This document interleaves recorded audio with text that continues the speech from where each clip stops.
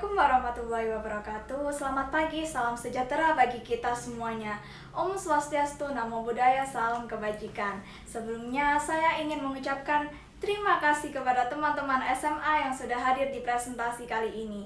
Dan perkenalkan, nama saya Satya Suci Nurfi Asri. Saya berasal dari Prodi D3 Hubungan Masyarakat Universitas Diponegoro. Pada kesempatan kali ini, saya ingin mempresentasikan tentang 10 dampak negatif media sosial. Materi yang akan kita bahas pada kali ini yaitu pengertian media sosial, 10 dampak negatif media sosial, serta cara mencegah dampak negatif media sosial. Pengertian media sosial yaitu platform atau situs web yang memungkinkan pengguna untuk berinteraksi dengan orang lain dan berbagai konten seperti teks, gambar, dan video. Jejaring sosial sering memungkinkan pengguna untuk membuat profil, mengikuti atau berteman dengan pengguna lain, dan bergabung dengan grup atau komunitas yang berdasarkan minat atau topik tertentu. Contoh situs media sosial populer termasuk Facebook, Instagram, Twitter, TikTok, dan YouTube. 10 dampak negatif media sosial. Yang pertama, menurunkan kemampuan sosial. Sama seperti belajar, kemampuan sosial juga perlu diasah agar semakin berkembang. Dampak negatif media sosial yang umum dirasakan adalah berkurangnya kemampuan sosial. Misalnya, kurang berempati atau tidak tahu cara berkomunikasi yang baik dengan orang lain.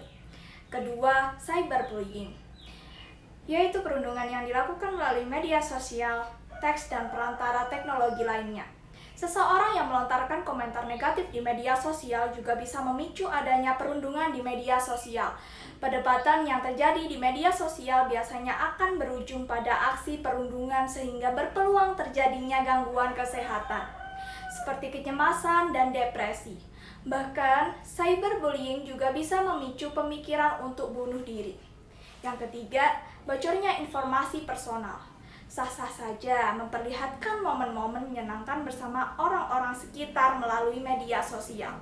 Namun, tidak semua informasi perlu diberitahukan kepada orang lain.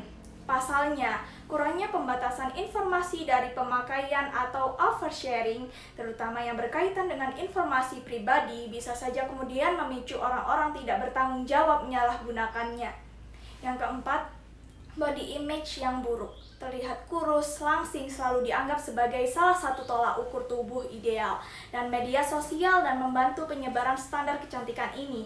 Padahal kecantikan adalah suatu hal yang relatif dan bisa dilihat dari berbagai aspek. Bisa dibilang salah satu dampak negatif media sosial adalah berpotensi membuat seseorang memiliki gambaran terhadap citra tubuh yang buruk. Yang kelima, membandingkan diri dengan orang lain. Melihat foto pakaian, makanan, atau bahkan video liburan orang lain yang diunggah di media sosial tak jarang membuat orang merasa minder, rendah diri, dan tidak puas dengan yang sudah dimiliki. Nyatanya tidak semua orang yang memiliki kehidupan seindah yang terlihat di media sosial. Mereka sama seperti Anda yang banyak orang lainnya juga memiliki masalah masing-masing.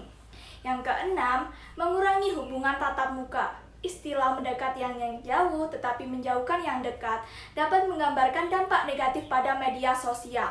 Semakin sering menggunakan media sosial, semakin berkurang pula untuk berbicara tatap muka dengan orang-orang terdekat.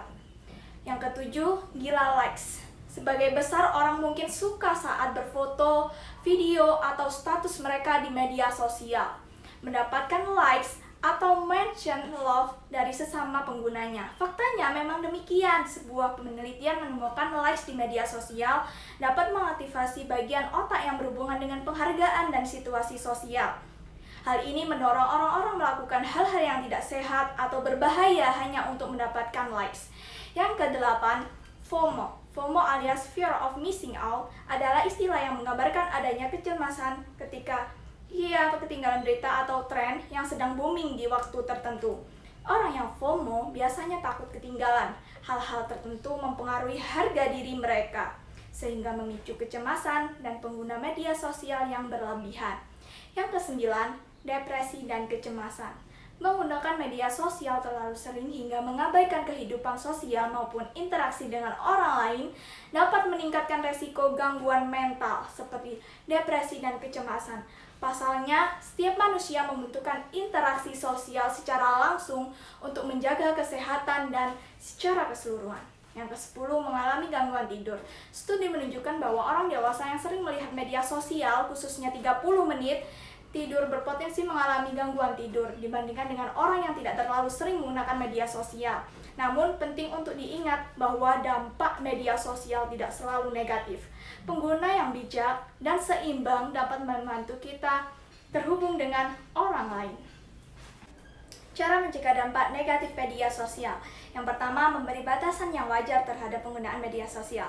Misalnya, menghindari main medsos sebelum tidur atau saat makan. Yang kedua, mengurangi penggunaan media sosial dalam sehari-hari. Misalnya, mulailah mengurangi penggunaan media sosial hingga 30 menit dalam sehari. Yang ketiga, mematikan notifikasi media sosial untuk menghindari dari kebiasaan cek ponsel setiap saat. Bisa melakukan pengecekan setiap 15 atau 30 menit sekali. Jika tidak, cobalah untuk mematikan ponsel beberapa saat. Yang keempat, cobalah untuk fokus pada hal yang dilakukan. Hindari mengakses sosial media karena kebiasaan atau hanya bosan atau menghabiskan waktu luang. Yang kelima, cobalah menghabiskan sebagian besar waktu bersama teman atau orang terdekat. Yang keenam, pikirkan dan pertimbangkan kembali sebelum mengunggah sesuatu di media sosial, serta hindari untuk mengunggah lokasi dan identitas pribadi. Sekian presentasi dari saya. Nun wal qalam wa ma yasturun. Wassalamualaikum warahmatullahi wabarakatuh.